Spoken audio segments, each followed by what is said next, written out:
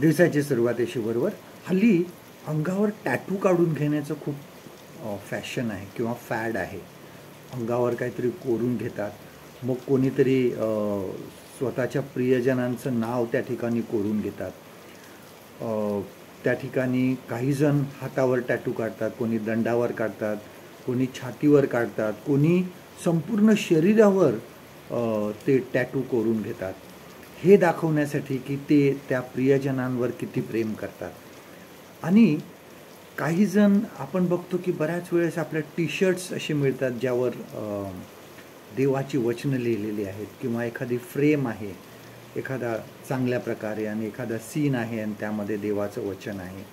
आणि ही वचनं जी आहे ही बाह्य स्वरूपाची आहेत. ती नुसती बाहेरून नसली पाहिजे, तर ते प्रेम हृदयामध्ये दिसलं पाहिजे किंवा हृदयामध्ये असलं पाहिजे. आणि आपण बऱ्याच वेळेस असं करतो की कुठली तरी फ्रेम टांगून ठेवलेली आहे, ती आपण एकदा बघतो टांगताना, त्यानंतर आपलं त्याच्याकडे कधी लक्ष जात नाही. आणि देवाचं वचन हे असं आहे की ती सतत डोळ्यासमोर असलं पाहिजे, मग ते हृदयामध्ये जातं. बघा, अनुवादाचा 6वा अध्यायामध्ये परमेश्वर तेच म्हणत आहे. डिटरॉनॉमी चॅप्टर 6 ह्यामध्ये परमेश्वर इस्रायल लोकांना सांगत आहे की जी माझी वचनं आहेत ती तुमच्या मनावर बिंबवा, हृदयामध्ये राहू द्या, त्याचं रोज मनन करा. आपल्या दाराच्या बाह्यावर आणि फाटकावर लावा ते वचनं. ती सतत तुमच्या डोळ्यासमोर असली पाहिजे. परमेश्वर हेही सुद्धा सांगतो की ती वचनं तुमच्या मुलांच्या मनावर बिंबीव.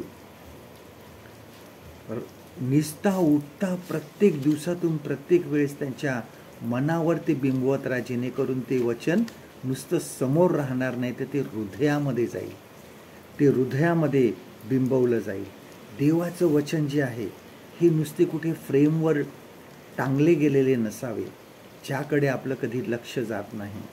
त्याचे वचन आपल्या हृदयामध्ये खोलवर असले पाहिजे, तरच त्याचे मार्ग आपले मार्ग होतील. आजचं देवाचं वचन आपल्यासाठी हे आहे अनुवादाचं पुस्तक, ह्याचा 6वा अध्याय आणि 6वं वचन. डिटरॉनॉमी चॅप्टर 6 and verse 6. ज्या गोष्टी मी तुला आज बजावून सांगत आहे त्या तुझ्या हृदयात ठसव.